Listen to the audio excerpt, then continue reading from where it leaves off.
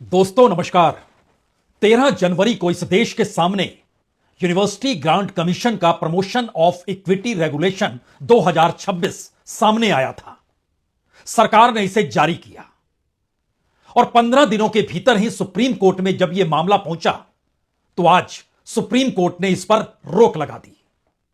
पहली सुनवाई थी और पहली सुनवाई में ही सुप्रीम कोर्ट ने फैसला किया इसे इस देश में लागू ऐसे किया नहीं जा सकता है। जो ड्राफ्ट बनाया गया उस ड्राफ्ट के आश्रय इस देश के भीतर जातियों के बीच वैमनस्यता फैलेगी और टकराव बढ़ जाएगा। महज 15 दिन, इस यूजीसी 2026 की उम्र जो है सिर्फ 15 दिन। इससे पहले याद कीजिए, एक वक्त सीएए का मामला भी सुप्रीम कोर्ट में गया था। सुप्रीम कोर्ट ने कई सुनवाइयों के बाद भी रोक लगाने से इनकार कर दिया। याद कीजिए, एसआईआर बिहार इलेक्शन के ठीक पहले यह मामला सुप्रीम कोर्ट में गया था। रोक तो लगी नहीं, आज भी यह डामाडोल स्थिति में चल रहा है, जबकि एसआईआर का विरोध करने वाले 9 राज्यों ने सुप्रीम कोर्ट का दरवाजा खटखटाया है। कई मामले आपके जहन में इस दौर में सुप्रीम कोर्ट को लेकर आ सकते हैं, लेकिन बड़ा सवाल आज यह है कि महज 15 दिनों में ही सरकार ने अपने पांव पीछे क्यों खींच लिए। सरकार की तरफ से जो वकील सुप्रीम कोर्ट में मौजूद थे, उन्होंने एक भी शब्द क्यों नहीं कहा इस रेगुलेशन के पक्ष में। वही सरकार रेगुलेशन लेकर आई, उसी सरकार ने सुप्रीम कोर्ट के भीतर खामोशी बरत ली। तो क्या सरकार फंस गई थी? क्या सरकार के सामने अपने वोट बैंक को लेकर मुश्किल थी, या फिर सरकार के सामने वोट बैंक के आश्रय जो बिसात बिछाई गई उसी में उसे लगने लगा ऐसे में तो ना ये बचेगा ना वो बचेगा, फंस जाएंगे। ये बचेगा या वो बचेगा की परिस्थितियां होती क्या है। और सरकार ने इस दौर में सुप्रीम कोर्ट के भीतर भी खामोशी क्यों बरत ली? क्योंकि सुप्रीम कोर्ट ने अपने तौर पर बहुत साफ तौर पर कहा कि कॉलेज यूनिवर्सिटीज में भेदभाव रोकने के लिए यूनिवर्सिटी ग्रांट कमीशन ने 13 जनवरी 2026 को नए नियम जो जारी किए, सुप्रीम कोर्ट को लगता है कि इस मुद्दे पर कुछ संवैधानिक और कानूनी सवालों की जांच होनी बाकी है। सॉलिसिटर जनरल तुषार मेहता खामोश रहे। सुप्रीम कोर्ट ने कहा, सॉलिसिटर जनरल तुषार मेहता से, जो सरकार की तरफ से वकील थे, उनसे कहा गया कि वो अदालत को एक विशेषज्ञों की समिति का सुझाव दें जो इस मुद्दे की जांच करे। सॉलिसिटर जनरल खामोश रहे। यानी जो पूरी की पूरी गाइडलाइंस बनाई गई थी उसमें कोई विशेषज्ञ था ही नहीं, या फिर पार्लियामेंट्री कमेटी और उसके बाद यूनाइटेड ग्रांट कमीशन और एजुकेशन मिनिस्ट्री जिस लिहाज से चल रही थी, उन सब के पीछे कौन था? सुप्रीम कोर्ट ने कहा कि यूजीसी को इन याचिकाओं पर अपना जवाब अब दाखिल करना चाहिए। तुषार मेहता यानी सॉलिसिटर जनरल यानी सरकार के वकील खामोश रहे। जी, खामोशी रहे। और फिर सुप्रीम कोर्ट ने कहा कि ऐसा प्रतीत होता है, ऐसा लगता है कि नए नियमों का मसौदा तैयार करते समय कुछ पहलुओं को नजरअंदाज किया गया। संसदीय कमेटी की रिपोर्ट तैयार हो गई और नजरअंदाज कर दिया गया सब कुछ। यूजीसी ने अपने कुछ नए शब्दों के जरिए नई परिभाषाएं गढ़ी। खामोश और नजरअंदाजी इस दौर में खुलकर सुप्रीम कोर्ट में आज नजर आ रही थी। सॉलिसिटर जनरल खामोश थे। और इन सब के बीच सुप्रीम कोर्ट ने जो खुले तौर पर कहा, और वो भी चीफ जस्टिस सूर्यकांत की मौजूदगी, जस्टिस जयमाल बागची की मौजूदगी, और उनकी एक लकीर बहुत साफ थी कि जाति विहीन समाज की ओर हमें बढ़ना चाहिए, हम तो पीछे जा रहे हैं। सॉलिसिटर जनरल खामोश। केंद्र यूजीसी को नोटिस दे रहे हैं, 19 मार्च को अब सुनवाई करेंगे। सॉलिसिटर जनरल खामोश। क्या सब कुछ इतना आसान है जो नजर आ रहा है, या हकीकत कुछ और है जिसके बाद सुप्रीम कोर्ट के जरिए इस फैसले को रोका गया जो सरकार ने जारी किया था?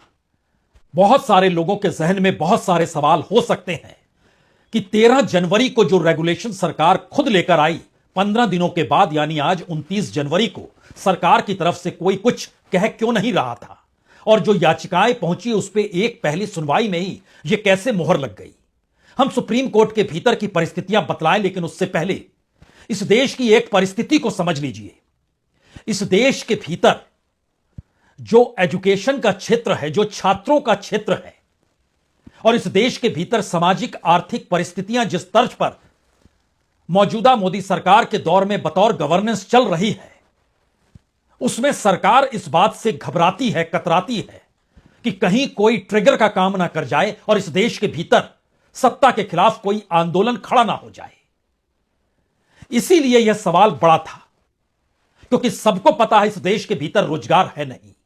शेड्यूल कास्ट और शेड्यूल ट्राइब से जुड़े छात्र हों और उनके रोजगार की परिस्थितियां हों, हमारी टीम ने इस पर काम किया और बताया कि दरअसल इस देश के भीतर बाकायदा ministry of statistics and programme implementation की तरफ से जो पीएलएफएस, जिसको पीरियोडिक लेबर फोर्स सर्वे कहते हैं, वो जो लाया गया आखिरी, उसके संकेत बहुत साफ थे कि इस देश में बतौर लेबर और बतौर रोजगार दोनों की परिस्थितियां, चाहे वो एससी का समाज हो चाहे एसटी का समाज हो, दलित हो या आदिवासी हो, ओबीसी हो या जनरल कैटेगरी हो, सरकार हर जगह फेल है। क्योंकि उसमें बढ़ोतरी लगभग बीते 3 वर्षों में ही 3 से 4% की बढ़ोतरी हो गई। 11% की स्थितियां और ज्यादा नाजुक है 11 वर्ष जब से सरकार केंद्र में आई है। जो लेबर फोर्स पार्टिसिपेशन है वह अपनी परिस्थिति में बतलाता है कि 50% से ज्यादा, तकरीबन 55% तक तो कहीं है ही नहीं। और यह अगर दलितों के बीच का सच है तो दूसरी तरफ ओबीसी का भी सच है कि लगभग 56% कहीं है ही नहीं। शेड्यूल ट्राइब के भीतर जरूर यह लगभग 47% नहीं है, बाकी 53% जो भी निकल कर आया उसमें 53% का पार्टिसिपेशन है, जो मैक्सिमम है। लेकिन इस देश के भीतर 55% का ओवरऑल देखिएगा तो पार्टिसिपेशन नहीं है। और अगर अपर कास्ट का भी जिक्र करेंगे तो 57% का कहीं पार्टिसिपेशन है ही नहीं। स्थितियां कमोवेश हर जाति समुदाय के भीतर की नाजुक है। और इन सबके बीच जो पेपर लीक और रोजगार न मिलने की परिस्थितियों में जो जिक्र कभी पटना का होता था, इलाहाबाद का होता था, बात बढ़ते बढ़ते वो उत्तराखंड तक भी पहुंची। और वहां पर जिस तरीके से युवा तबका सड़क पर आ गया, क्या वो जेंजी था या जेंजी के भीतर वो सवाल है?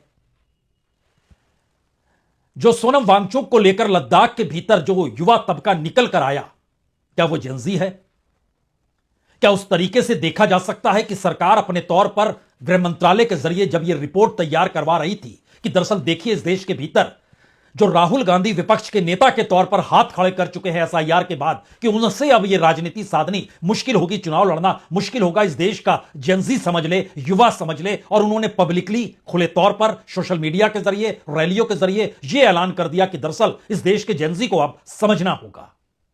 तो क्या यह गाइडलाइन जो यूजीसी की है वह इस देश के भीतर उस तबके को सड़क पर ले आई जो बीजेपी के साथ खड़ा है या बीजेपी की नीतियों के साथ अभी तक खड़ा था? या मसला यह है कि कहीं यह ट्रिगर का काम ना कर जाए? क्योंकि ऐसा बिल्कुल नहीं है कि एक यूजीसी की गाइडलाइंस आई और उसके बाद सिर्फ एक समुदाय के भीतर आक्रोश होगा, दूसरा समुदाय खुश होगा। उसकी अपनी परिस्थितियां भी नाजुक है। यानी सरकार किसी भी हालत में यह बिल्कुल नहीं चाहती है कि इस देश के भीतर किसी मुद्दे को लेकर आंदोलन की शक्ल में इस देश का युवा सड़क पर आ जाए। आप उसको वोट बैंक के लिए जातियों में बांट सकते हैं, लेकिन हर जाति विशेष के भीतर का संकट भयावह है। सुप्रीम कोर्ट के भीतर हम आपको लिए चलें उससे पहले हमें लगता है इस दौर में ध्यान दीजिए, प्रधानमंत्री कमोवेश हर जगह युवाओं का जिक्र जरूर करते हैं। वो जेंजी का जिक्र करना चाहते हैं हर जगह और उनको अपने गवर्नेंस के तौर तरीकों से भी जोड़ते हैं। बीते 24 घंटों के भीतर 2 जगह पर प्रधानमंत्री की मौजूदगी थी, एक फिट इंडिया को लेकर और दूसरी आज सुबह पार्लियामेंट के ठीक बाहर राष्ट्रपति के अभिभाषण को लेकर भी उनके जुबान पे पहला शब्द युवा ही था। एक क्षण सुन लीजिए। और 140 करोड़ देशवासी और उसमें भी ज्यादातर युवा, उनके एस्पिरेशंस को रेखांकित करने का बहुत ही सटीक उद्बोधन। हमारी युवा शक्ति का बहुत बड़ा टेस्ट ये है कि हम आने वाले समय में कितने अधिक फिट होंगे। यह कोई बहुत गूढ़ सवाल नहीं है कि प्रधानमंत्री युवा को अपने भाषणों में अपनी सरकार, अपनी नीतियों के आश्रय क्यों जोड़ रहे हैं। इस देश की हकीकत तो यह है कि तकरीबन 30 करोड़ युवा तबके के सामने एक शून्यता है, रोजगार की कमी है। इस देश में डिग्रीधारी युवाओं के सामने कोई रोजगार नहीं है और उनकी संख्या बतौर रजिस्टर्ड बेरोजगार के तौर पर 5 करोड़ से ज्यादा इस देश में हो चली है।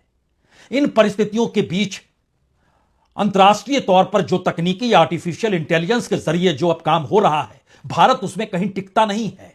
लेकिन भारत का युवा दुनिया के बाजार में, चाहे वो अमेजन ही क्यों ना हो, 1 बरस के भीतर अमेजन तक ने 30,000 से ज्यादा लोगों को रोजगार से हटा दिया।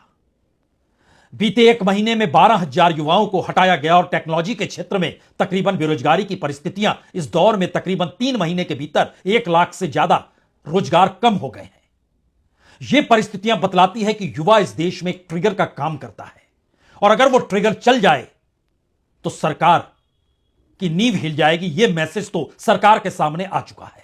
इसीलिए यूजीसी ग्रांट कमीशन के जरिए जो रेगुलेशंस नए क्रिएट किए गए और उस पर सुप्रीम कोर्ट की जो टिप्पणी है, अब उसको जरा समझ लीजिए। सुप्रीम कोर्ट कहता है नए नियम साफ नहीं है, अस्पष्ट है, नियमों का दुरुपयोग हो सकता है। जिन्हें सुरक्षा चाहिए उनके लिए व्यवस्था होनी चाहिए, लेकिन एससी एसटी और इन सबको लेकर जो आप व्यवस्था कर रहे हैं कि अलग हॉस्टल बना देंगे, ऐसा बिल्कुल मत कीजिए। और बाकायदा चीफ जस्टिस कहते हैं कि अगर आप एससी एसटी स्टूडेंट्स के लिए अलग हॉस्टल की बात कर रहे हैं तो फिर समझिए कि आरक्षित समुदाय में भी ऐसे लोग हैं जो समृद्ध हो गए हैं, उनके पास दूसरों की तुलना में बेहतर सुविधाएं हैं। यह चीफ जस्टिस कह रहे हैं। संवैधानिक परिस्थितियों के भीतर, संविधान सभा के भीतर बहस चर्चा और उसके बाद इस देश की पार्लियामेंट के भीतर कास्ट सिस्टम को लेकर जो भी चर्चा हुई हो, उस परिप्रेक्ष्य में अगर सुप्रीम कोर्ट के भीतर आप झांक कर देखेंगे तो हो सकता है इस दौर में आपको बौद्धिक तौर पर बड़े मुश्किल हालात दिखाई दें कि यह कैसे तर्क और कैसे निर्देश निर्णय इस दौर में लेने से पहले जो कहा जाता है उसका ओर-छोर क्या होगा। सुप्रीम कोर्ट कहता है कि आरक्षित समुदाय में भी ऐसे लोग हैं जो समृद्ध हो गए हैं। कुछ समुदाय दूसरों की तुलना में बेहतर सुविधाओं का आनंद ले रहे हैं। और यह कहने के बाद जब उसने कहा कि नियमों की परिभाषा पूरे तरीके से स्पष्ट नहीं है, इसका दुरुपयोग हो सकता है, कुछ एक्सपर्ट इसमें संशोधन की सलाह दे सकते हैं, हम यूनिवर्सिटी में एक ऐसा समान वातावरण बनाने की कोशिश कर रहे हैं जिसमें ऐसा ना लगे कि लोग आपस में बंट रहे हैं। यह सुप्रीम कोर्ट के भीतर की बहस है। लेकिन हम उसके बाद आपको सुप्रीम कोर्ट के उस लाइव आर्गुमेंट की तरफ ले जाएं, उससे पहले The Honorable Supreme Court has stayed the UGC regulations and has kept them in abeyance. The Honorable Supreme Court, in exercise of powers under Article 142, has directed that UGC regulations 2012 will be in operation till further orders, and the matter has been posted for hearing on 19th of March. Solicitor general तो खामोश रहे, लेकिन advocate Vishnu Shankar Jain थे ये जो supreme court के फैसले के बाद बाहर निकलकर आकर जानकारी दे रहे थे। सुप्रीम कोर्ट के भीतर ही कहते हैं हम नियम 3/C को चुनौती दे रहे हैं जो जाति आधारित भेदभाव को परिभाषित करता है। और उसके बाद उन्होंने कहा यह पूरे तरीके से संकीर्ण है, भेदभाव की परिभाषा व्यापक है। सामान्य वर्ग के सदस्यों के मामले में जब धारा 3/E जो पहले से ही लागू है तो धारा 3/C की क्या आवश्यकता है। इसमें मान लिया गया है कि केवल एक खास वर्ग ही जाति आधारित भेदभाव का सामना करना पड़ता है उसे। इस पर चीफ जस्टिस कहते हैं कि देखिए हम केवल संवैधानिकता और वैधता की सीमा की यहां पर जांच कर रहे हैं।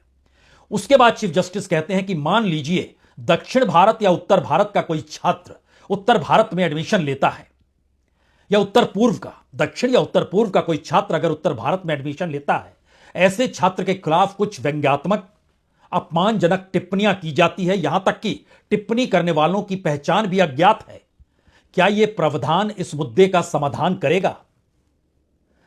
तब दूसरे वकील कहते हैं कि देखिए रैगिंग का भी मुद्दा हो सकता है। जब मैं नया स्टूडेंट हूं तो मेरी शक्ल सूरत से पता चल जाएगा कि मैं नया हूं, और अगर मैं विरोध करता हूं और शिकायत करने की हिम्मत करता हूं तो मुझ पर क्रॉस केस चलाया जाएगा। आरोप जाति आधारित भेदभाव का होगा। यह दरअसल विनीत जिंदल हैं जिन्होंने एक लिहाज से कहिए इन्होंने अपील दाखिल की नियम 3/C को लेकर जो जाति आधारित भेदभाव को करती है। इस पर चीफ जस्टिस कहते हैं कि आरक्षित समुदाय में भी कुछ लोग समृद्ध हो गए हैं, कुछ समुदाय दूसरों की तुलना में बेहतर सुविधाओं का आनंद ले रहे हैं। और मान लीजिए अनुसूचित जाति के किसी छात्र ने दूसरे समुदाय के छात्र के खिलाफ अपमानजनक भाषा का प्रयोग किया तो क्या इसका कोई उपाय है? यह चीफ जस्टिस कह रहे हैं। तब वकील कहते हैं इस पूरे नियम को रद्द किया जाना चाहिए और हम चाहते हैं कि बेहतर ड्राफ्ट हो, और हम सुझाव दे रहे हैं कि एक बेहतर ड्राफ्ट तैयार किया जाए। इस पर चीफ जस्टिस कहते हैं यह एक संवैधानिक मुद्दा है। आज हम कोई आदेश पारित करना नहीं चाहते, एक कमेटी गठित की जानी चाहिए जिसमें 2-3 एक्सपर्ट्स हों जो सामाजिक मूल्यों और समाज की समस्याओं को समझते हों, और उसके बाद 19 तारीख को सुनवाई करेंगे। हम नोटिस जारी कर रहे हैं और तब तक के लिए इस पर पूरी तरीके से रोक लगा देते हैं। इस जाति आधारित भेदभाव को लेकर जो वकील सुप्रीम कोर्ट के भीतर आर्गुमेंट कर रहे थे, वो जब बाहर आए तो उनसे यह पूछा गया, ये नियम 3/C जो जातीय भेदभाव का जिक्र है जिसको लेकर आप अदालत पहुंचे थे, इस पर क्या हुआ? About specifically three particular issues. One is section 3C, which is talking about caste discrimination, and in that particular section, the general caste has been excluded, the other caste has been included. So this particular section has been sending a message, kind that these three castes, SC, ST, and OBC, has been discriminated by general caste. So this is our argument before the CJI, and CJI appreciated our argument and specifically stated that yes, it is, you are saying correct, and this kind of section, if it is there, definitely it will be a very harsh and very discriminatory for the general caste, general people, and this should be amended, this should be rectified. यहां दो सवाल वाकई बड़े हैं। Parliamentary committee जब बैठी तो जातीय भेदभाव को लेकर उसके जहन में क्या सवाल थे, और दूसरी परिस्थिति है इस देश के भीतर 2024 के चुनाव के वक्त जो संविधान ही मुद्दा बना और उस संविधान के साथ कास्ट सेंसस को मुद्दा बनाया गया, और उस कास्ट सेंसस के आश्रय विपक्ष के नेता राहुल गांधी ने जो उस पूरी चुनावी प्रक्रिया को आगे बढ़ाने की शुरुआत की, उसमें खुले तौर पर था कि इस देश में 90% आबादी हाशिए पर है। इस देश की मुख्यधारा में वो है ही नहीं, और मुख्यधारा तो छोड़ दीजिए, जो अलग अलग इंस्टीट्यूशंस काम करते हैं, वो नौकरशाही के हो, वो मीडिया के हों, वो चाहे जुडिशरी के हों, तमाम जगहों पर, यहां तक कि सेक्रेटरी लेवल का जिक्र हो, यहां तक कि इस देश के भीतर बजट बनाने वालों का जिक्र हो, इन जगहों पर जिन जाति समुदाय के लोगों की मौजूदगी है, उनकी भागीदारी समाज के भीतर 10% है। और 2024 के चुनाव ने एक झटके में उस बीजेपी को बहुमत से नीचे लाकर खड़ा कर दिया जहां पर वो कल तक अपने बूते खड़ी थी। और इस पूरी प्रक्रिया के भीतर धीरे धीरे भारत की राजनीति में यह सवाल बड़ा होने लगा कि क्या जाति आधारित परिस्थितियों के आश्रय राजनीति साधी जा सकती है या सत्ता में आया जा सकता है। और दूसरा सवाल था, अगर मुख्यधारा में वो जातियां शामिल नहीं है तो वो कौन सा विजन और कौन सा ड्राफ्ट प्लान है जिसके आश्रय कहा जाए कि दरअसल अब सत्ता बदलेगी तो वह भागीदारी उनकी शुरू हो जाएगी। क्योंकि इस देश के भीतर कुछ राज्य तो हैं जो गैर बीजेपी शासित भी हैं, लेकिन इस पूरी प्रक्रिया में 2-3 सवाल और भी थे।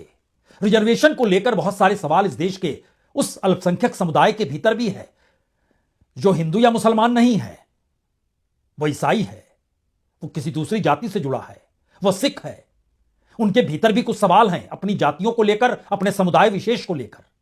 और ये सवाल धीरे धीरे भारत की राजनीति में कैसे हथियार बनते चले गए, और इस हथियार की प्रक्रिया के भीतर क्या विपक्ष ने 2024 के चुनाव के बाद की परिस्थितियों में मौजूदा सरकार को अंदर से हिला दिया, और उसके बाद यूजीसी का यह पूरा कार्यक्रम लाया गया सोचकर कि इसको लेकर आएंगे तो वह तबका जो कल तक सोच रहा था कि सत्ता उसके साथ नहीं है, वो अपर कास्ट के साथ खड़ी है, तो देखिए हम आपके साथ खड़े हैं। लेकिन एक पूरी प्रक्रिया में अगर ऊंची या सवर्ण जातियों के भीतर का सवाल आंदोलन की शक्ल में उभर कर आ गया, तो फिर अगला सवाल यह भी था कि पेपर लीक, नौकरियों का खत्म होना, इस देश की बनती आर्थिक फिलॉसफी में कॉरपोरेट को लाभ होना लेकिन रोजगार पैदा नहीं होना, डिसइन्वेस्टमेंट का नाम हो, प्राइवेटाइजेशन का नाम हो, मोनेटाइजेशन का नाम हो, आंकड़े बड़े बड़े दिखाए गए लेकिन इन सब के पीछे रोजगार गायब है। इस देश का मैन्युफैक्चरिंग सेक्टर गायब है, उत्पादन है नहीं, रोजगार कैसे मिलेगा? एमएसएमई को लगातार मदद सरकार को बताए और जिलाए रखने के लिए करना पड़ता है। जिस तरीके से देश के भीतर चुनाव लोकतंत्र है इसका एहसास कराते हैं, लेकिन एसआईआर को लेकर वह भी सवालों के दायरे में आकर खड़ा हो गया। तो क्या एक नई परिस्थिति के भीतर सरकार को यह लगने लगा कि ऐसा कोई मुद्दा छूना ही नहीं चाहिए जिससे इस देश में वह अगर आंदोलन या विरोध की शक्ल में उभर गया तो फिर मुश्किल होगी, और अगर वो गैर पॉलिटिकल, गैर राजनीतिक होगा तो और मुश्किल होगी। क्योंकि इस पूरी प्रक्रिया में ध्यान दीजिए, यूजीसी के नए प्रावधानों को लेकर पॉलिटिशियन सामने नहीं आए। किसी भी पॉलिटिकल पार्टी के नेता खुले तौर पर बोलने से बचते रहे, वो बीजेपी हो, वो कांग्रेस हो, वो समाजवादी पार्टी हो या टीएमसी हो, वो शिवसेना हो या डीएमके हो, खुलकर कोई सामने आया नहीं। वोट हर किसी का चाहिए, लेकिन सवाल है इस देश के भीतर की आर्थिक सामाजिक परिस्थितियां जो अभी तक नफरतों की दायरे में चली आ रही थी, उसके सामने यह अगर सवाल जिंदगी को जीने के तरीके से लेकर, पढ़ने के तौर तरीकों से लेकर और रोजगार न मिल पाने की परिस्थितियों से अगर जुड़ जाएगा, इस देश की एजेंसियां जो सरकार के लिए काम कर रही है, इस देश का मेन स्ट्रीम मीडिया जो सरकार के साथ खड़ा है, उसके बाद हर जानकारी तो छुपा ली जाती है, कोई सवाल करता नहीं है। लेकिन ऐसी परिस्थिति में अगर जनता ही किसी भी मुद्दे को लेकर खड़ी हो गई तब क्या होगा? यह सवाल सरकार को डरा रहा है और शायद इसीलिए जो रिपोर्ट सरकार के पास है वो कमोवेश हर तबके के भीतर उफनते हुए उस आक्रोश को उभार रही है, जहां पर सवाल यही है कि सरकार अपनी नीतियों के आश्रय इस देश के भीतर जिस इकोनॉमी का जिक्र करती है, जिस एक्सपोर्ट इंपोर्ट का जिक्र करती है, जिस नए टैरिफ डील का जिक्र करती है, जो देश के भीतर विकसित भारत का जिक्र करती है, उसमें इस देश का आम आदमी कहां पर है? बैंकों के भीतर की परिस्थितियां अब सामने आ रही है। आरबीआई पैसा डाल रहा है, लिक्विडिटी है नहीं। इस देश के सोशल सेक्टर को बचाने के बदले कॉर्पोरेट सेक्टर को बचाने के लिए शेयर बाजार में एसबीआई और एलआईसी सरीखे सार्वजनिक संस्थान पैसा डाल रहे हैं, जनता कहीं नहीं है। तो क्या ऐसी रिपोर्ट सरकार के पास आ गई जिसने उसको इस दिशा में दखल देने से मना कर दिया कि आप खामोशी बरतिए? इसीलिए सॉलिसिटर जनरल सुप्रीम कोर्ट में खामोश रहे। इसीलिए 13 जनवरी को जो रेगुलेशंस बनते हैं 29 जनवरी को सुप्रीम कोर्ट उस पर रोक लगा देती है और सरकार चुप भी नहीं करती है। शिक्षा मंत्री गायब है, प्रधानमंत्री कुछ कहते नहीं, गृह मंत्री अपनी रिपोर्टों के आश्रय इस देश की राजनीति को साधने की दिशा में बढ़ते हैं। सरकार की नीतियां मीडिया के भीतर आती है लेकिन वो सरकार के गुणगान की दिशा से आगे बढ़ नहीं पाती है। नौकरशाही घुटने टेके हुए वो जानती है सरकार के साथ खड़े होंगे तो पद पर बने रहेंगे, अन्यथा मुश्किल है। पॉलिटिशियंस जानते हैं कि दरअसल उनकी फाइल तो खुल जाएगी अगर वो कोई सवाल और विरोध करते हैं। बचा कौन? बची जनता। और जनता के भीतर उठते हुए सवाल इस वक्त आज सुप्रीम कोर्ट के इस फैसले या कहीं इस निर्देश या कहीं 15 दिनों के भीतर जो रेगुलेशंस लाए गए थे उस पर जो रोक लगा दी गई, यह उसके खुले संकेत हैं जो शायद भारत की राजनीति में डराने वाले भी हैं। बहुत बहुत शुक्रिया, बहुत बहुत शुक्रिया।